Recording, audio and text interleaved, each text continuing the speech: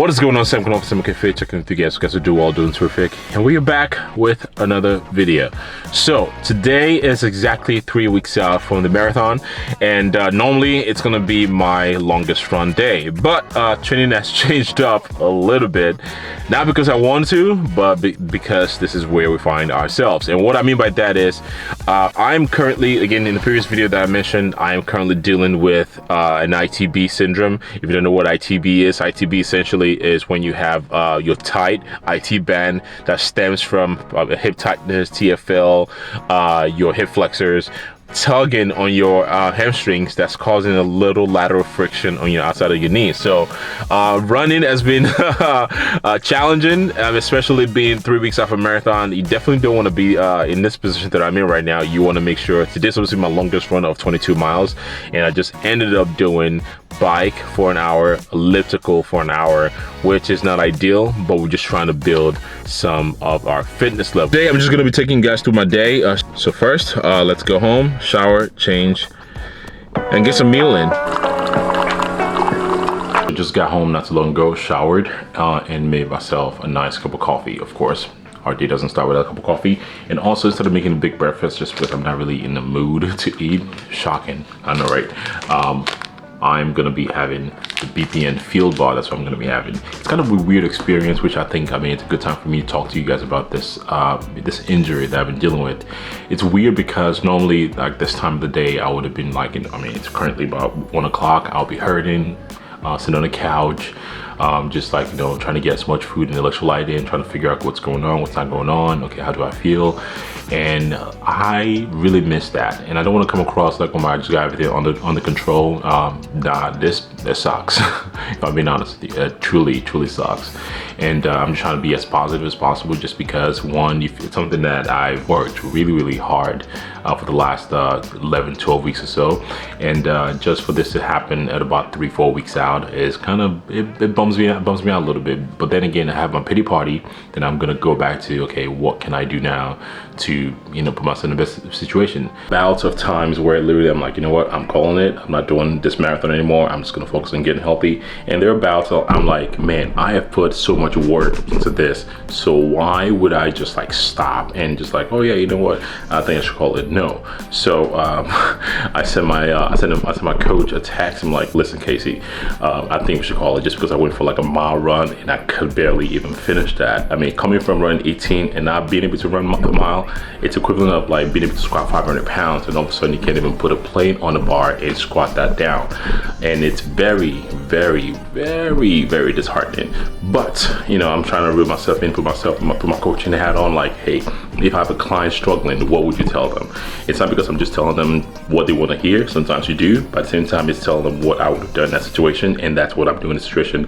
Trying to be as positive as possible, and literally control what I can control, and what I can control is, my mobility, my stretches, doing things that's going to put me in this situation for me to get better and possibly be still able to show up for the marathon. And one thing I also want to make clear is I am not married to these. I'm not married to this specific marathon, and I'm not just doing it just because I want to do a marathon and I'll be done with it. No, I'm doing it for the process. I'm doing it to challenge myself. So I'm not married to this specific marathon, although I've trained really hard and I would love to do this marathon. But if I ended up not being able to do it, it's not the end of the world. I'll get better and I'll just pick another one to trying to get it done. So, but yeah, I'm not worried about that. But again, it is what it is. So you have to deal with it and keep on moving on.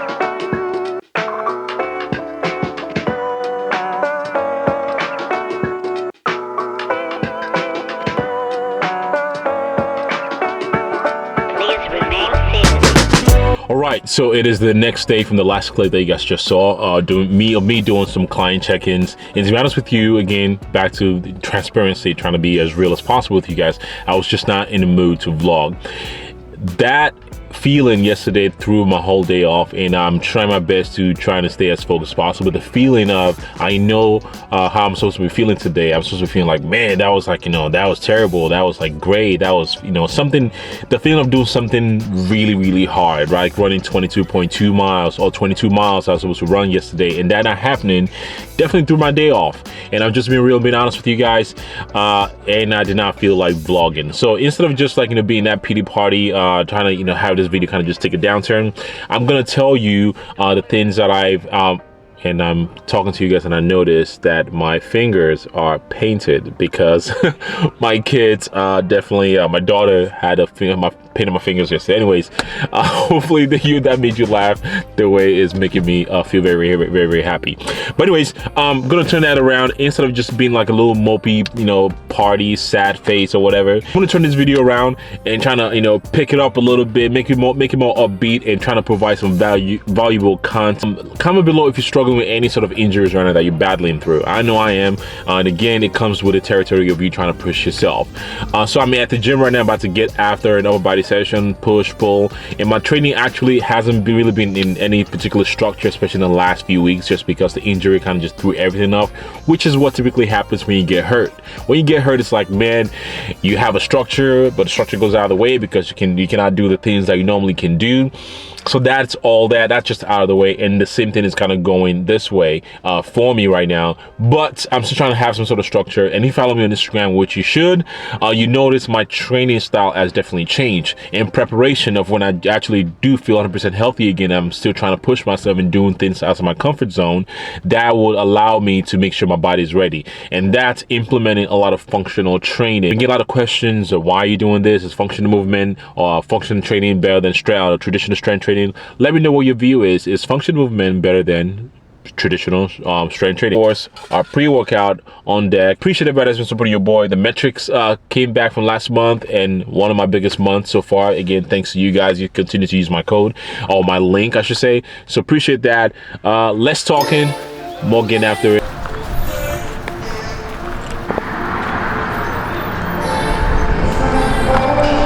So while we are still on the topic of injuries, yes, I am broken. I know. What is new? If you follow me on Instagram, you know a few weeks back I went to Square University because I was dealing with some elbow pain on the outer part of my elbow, and it was able to put some program together. Posted a video on social media, on Instagram. I did a collab with him that showed you guys what I've been doing. And if you saw, like, it was very hard for me to put my arm out and actually grip like on my left arm, because I couldn't do that at all. And by the time we finished, I was able to get a good use of my arm. So the program that he's put together for me is something that I've been doing. I've been seeing a great result. So because we are doing some pressing movement here, and I thought I'd show you guys exactly what I'm doing to make sure my arms or my elbow is getting some relief. Okay, so what you guys seeing on the screen right now is exactly what I've been doing. It's called a banded distraction. Essentially, get a thick band. All I'm doing is just having it loop into my arm and bringing my arm, using my other arm to pull my arm straight to the side. And what I'm doing is I'm making a fist, and I'm rotating from side to side while making a fist. From time to time, I let go of the pressure, make a fist, rotate side to side, and I repeat this for about 20 repetitions. And then from here on out, I move on to some dumbbell wrist curls. With the exception here, what I'm doing is I'm assisting myself to get to the top of the movement, and I'm letting my wrist do the work and all the way down.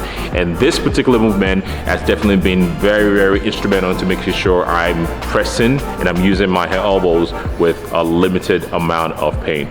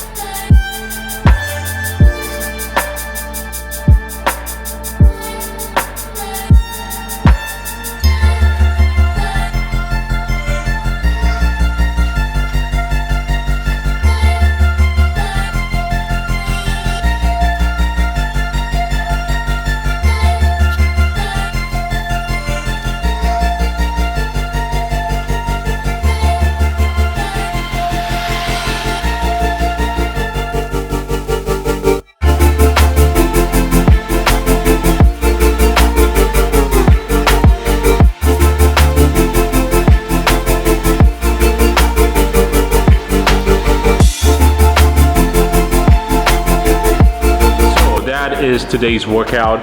Again, include a little bit of more of a kettlebell movement. I still stick to the generic or traditional strength programming. Majority of my movement or my training program is traditional, with the implementation of some functional movement into that.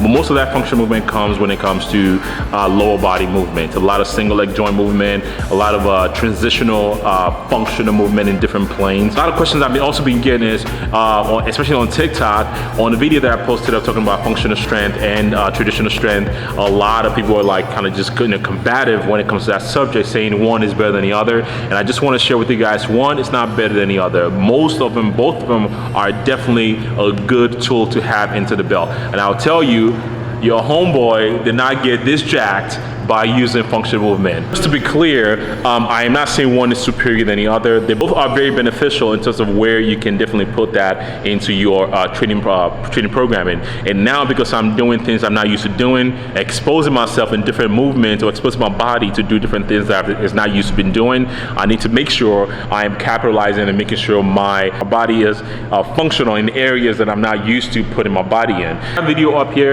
again, my injuries, I'm just going to take it day by day, as I encourage you to do also.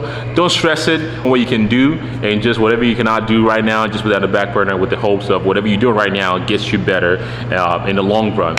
Anyways, that's the video for you guys. Hopefully you enjoyed the video. Hopefully I enjoy the physique update that I overlaid next to the video for you guys, just to see how we're looking. And to be honest with you, I don't know exactly what my weight is right now, because I really don't care. I'm just caring about movement, but I'm not mad at what I'm seeing right now. If there's any other content that you guys want to see, I appreciate you guys. Let me know in the comment section. Share with your friends, like the video, subscribe to the channel if you're new. The growth of this channel the last few months has been incredible. So again, thank you to you guys for tuning in. And this videos I'm making for you guys. So if there's anything that you guys want to see on this channel, please leave a comment below and let me know, and I'll put that together for you guys. Sam going off Sam Get Fit. Check it out. Pretty nails and all. Now I'll see you guys on the next one. Peace.